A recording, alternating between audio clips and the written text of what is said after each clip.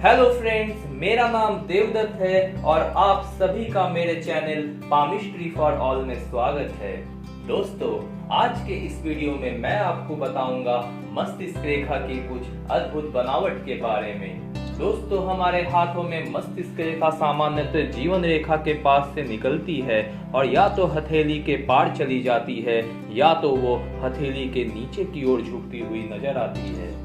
दोस्तों, ये हमारे हाथों में एक सामान्य मस्तिष्क रेखा है, लेकिन दोस्तों अगर यही मस्तिष्क रेखा सीधी ना जाते हुए हल्की सी ऊपर बुध पर्वत की ओर झुकती हुई दिखाई देती है, तो फिर ऐसे व्यक्ति बुध से संबंधित गुण और दोषों से प्रभावित होते हैं।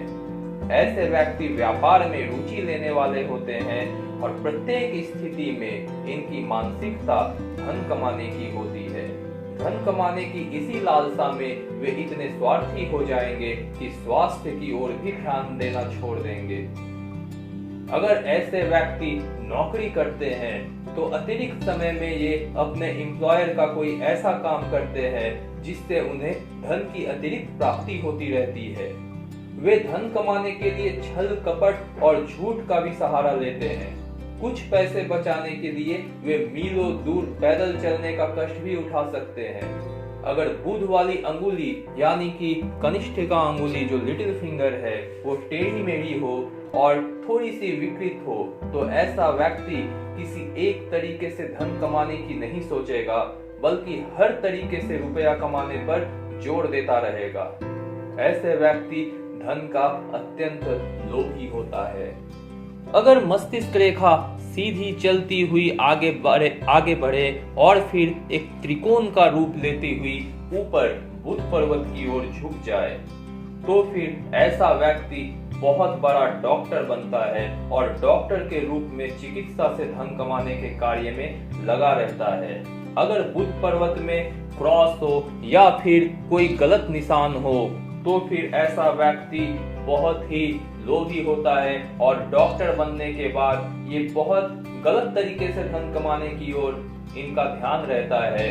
दूसरे की किडनी बेचकर भी ये धन कमाने के लिए अग्रसर हो सकते हैं। अगर कनिष्ठिका का तीसरा पर्व काफी लंबा है, ये दोस्तों हमारे कनिष्ठिका में पहला, दूसरा और तीसरा पर्व होता है।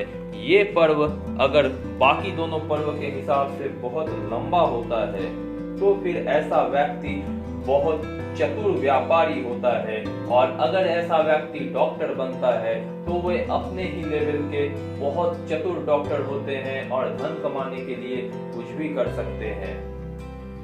दोस्तों, अगर मस्तिष्क रेखा हृदय रेखा को काटते हुए बुध के पर्वत पे पहुंच जाए तो ऐसे व्यक्ति बहुत ही अस्वस्थ होते हैं और इनका शारीरिक स्थिति सही नहीं होता। ऐसे व्यक्ति को पेट के रोग होने की संभावना रहती है, इनकी पाचन शक्ति कमजोर रहती है, तंत्रिकाओं में खराबी रहती है, शिथिलता की शिकायत भी इनकी बनी रहती है। लेकिन ऐसे व्यक्ति को मृत्यु का भय नहीं होता, क्योंकि यह स्थिति लगभग 70 वर्ष की आयु में होती है और उस समय आयु के अनुरूप शरीर का शिथिल होना स्वाभाविक होता है।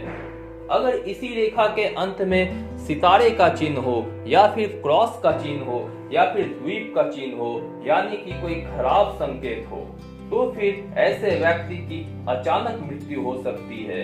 यानी कि आप सितारे के चिन्ह को या फिर द्वीप के चिन्ह को या फिर क्रॉस के चिन्ह को मृत्यु का संकेत मान सकते हैं। दोस्तों, ये थी हमारे हाथों में मस्तिष्क रेखा की अद्भुत बनावट के एक कड़ी, जिसमें मस्तिष्क रेखा बुध के पर्वत तक पहुंचती है। अगले वीडियो में मैं आपको बताऊंगा कि अगर मस्तिष्क रेखा का झुकाव सूर्य के पर्वत की ओर हो तो उसका क्या फल होता है। तब तक के लिए आप चैनल पे बने रहिए। आप बहुत अच्छे से रहिए, अपना बहुत ख्याल रखिए। Thank you.